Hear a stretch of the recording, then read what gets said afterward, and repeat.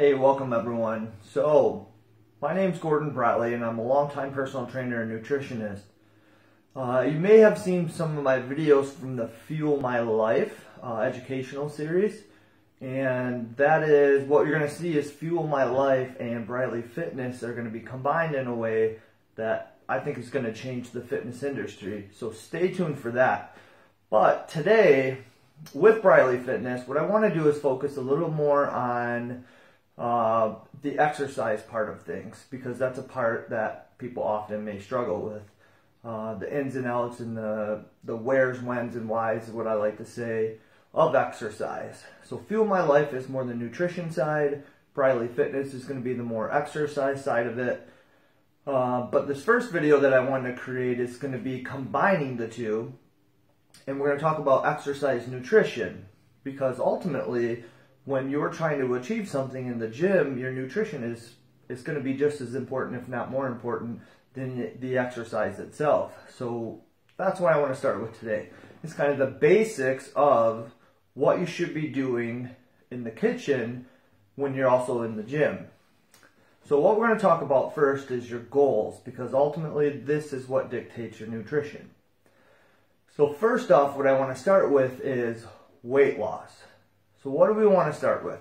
We want to know, first of all, your body type, because that's going to dictate the type of foods that you should be eating. So if you're a mesomorph and you naturally build muscle well, you're going to be eating slightly different foods than you would if you're an ectomorph who's naturally very skinny, or an endomorph like myself, who has to be very careful about the foods that I eat. So knowing those body types can really help to decipher what it is that you should be eating. And then the second thing I would be really conscious of is, what is your current health status? So are you pre-diabetic? Are you diabetic, type 2? These are going to be things, are you just really out of shape and headed in a poor direction? These are going to be things that you want to know where you are currently, because that will also dictate the type of nutrients that you'll need. Should you have carbs, should you not have carbs? And that's where we'll step into your macro should be based on both of these, on your body type and your current health. And that's really important, because an endomorph, someone like myself, is going to have very specific macronutrient needs. So I actually, surprisingly, and diabetes runs in my family, surprisingly low-fat diets work really well for me. And if you're looking for weight loss, you should be using either low-fat or low-carb, or them both in combination. And I've made some videos on Fuel My Life that explains more of that, but you shouldn't be doing something that's more balanced. So like a 40-30-30, a zone, because mixing carbohydrates and fat is not going to equal weight loss. Maybe in the very beginning, especially if you were an undereater, but it's not going to equal weight loss for very long. So you're going to want to be really sensitive to the type of macronutrients. And if you don't know macros, definitely go watch the video series for Fuel My Life, because macros give you data. Data is the most important thing when you're trying to achieve something that's substantial and over time too. So a lifestyle change. The next goal that I would like to go over is muscle gain. So again, it's going to be body type that matters, because so depending on, again, if you're a mesomorph, then you're naturally going to build muscle well. It's not going to matter quite as much your macronutrient intake, but if you're an ectomorph or an endomorph, it's absolutely going to matter. So typically with muscle gain, we're going to be looking for higher protein and more carbohydrates. And again, when I say this, it's also going to be dependent on your body type. Because if you're someone that is an ectomorph that's also a little bit of mesomorph, and you can build muscle okay, but you gain fat really easily, then what you'll do is eat your carbohydrates surrounding your workout, and that'll be the main time that you take in these carbohydrates. So you can just make it custom because of your body type and put it where they're going to benefit you most, and they're not going to hinder you most, like early morning or late at night. So strategically, depending on your body type, you can gain muscle. And this really depends on your exercise too, because if you're trying to build muscle, the stimulus has to be there. And anyone's going to build muscle in the very beginning because it's so new to the body and it will adapt to that stress. But now, once you've already done it for a while, your carbohydrates are going to be really important because they are protein sparing. And that's something that you guys should learn about if you don't know. So carbohydrates, everyone's afraid of them. They were bastardized like the fats in the 90s. Carbohydrates are amazing if you use them in the right amount at the right time, dependent on your body type.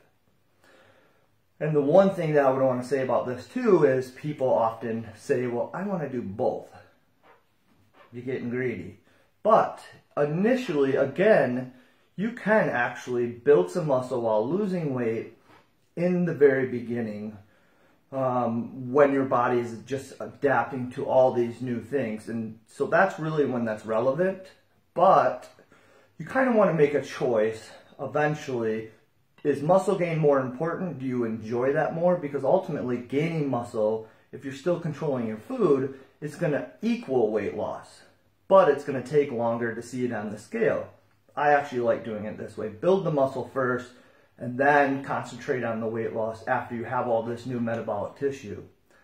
Or you can go the other way and just work on getting in shape. You're not building muscle. It's probably going to take longer, but that's the route most people take, and it's actually kind of backwards. So in the beginning, you can lose weight, lose fat, and gain muscle, but eventually, to gain that muscle, you're not going to be in as much of a calorie deficit because you're not going to build substantial muscle without the energy, the protein, and even some of the fats for vitamin absorption and for your hormones.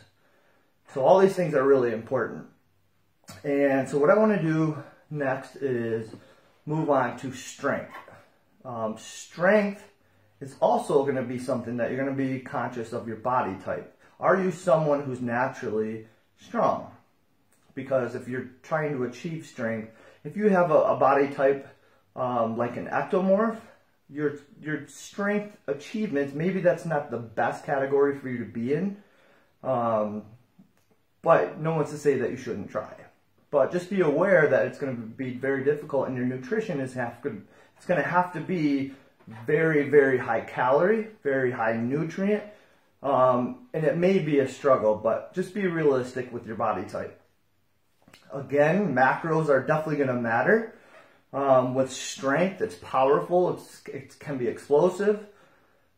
So you're going to have a higher demand for protein because you're really going to break the muscle down. And then you're also going to have a high demand for carbohydrates because carbohydrates are going to feed the glucose, and glucose is really, it's for high glycolytic activities. So anything that's powerful or explosive, it's going to use glucose instead of fat. So you're going to want really high carbohydrates if this is one of your goals. Fat will be moderate to low because you still want to maintain your hormones, so you definitely want fat. But protein and carbohydrates are definitely going to be the most important things for that. Salt and creatine can definitely be, this would be the one of the strength or for athletics is really only where I would use the creatine. But salt can be used for anything for a pre-workout. And then the last category will be athletics, and this is kind of my favorite category because this is how I was. I was never the strongest. I could never build that much muscle. I could lose fat pretty easy, but I was always athletic. So macros matter. Body type isn't going to matter as much in this one because if you're an athlete, you probably already have a specific body type, and you've already determined that you're athletic, and that's why you're someone that's focusing on food and nutrition and exercise based on that. So body type's not as important. That's probably already preordained. What you're going to want to do is concentrate on your macros, and your macros really should be balanced.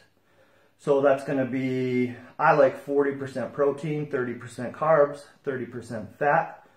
And then dependent on how that works for you, you could take away some of the fat, put more carbs in, maybe reduce the protein a little bit. I wouldn't go too much on that one. And add to carbohydrates and see how that affects you. And endurance would be probably a lot more fat, a lot less carbohydrates, but I'm talking more explosive athletes. So again, body type absolutely matters. Macros definitely matters. Being specific with your exercise. And the next video is going to be about your program design and how you go about that. And that's one of the most important things outside of the nutrition. So we're going to go over that next. So stay tuned for the next video. Of course, you guys feel free to ask questions.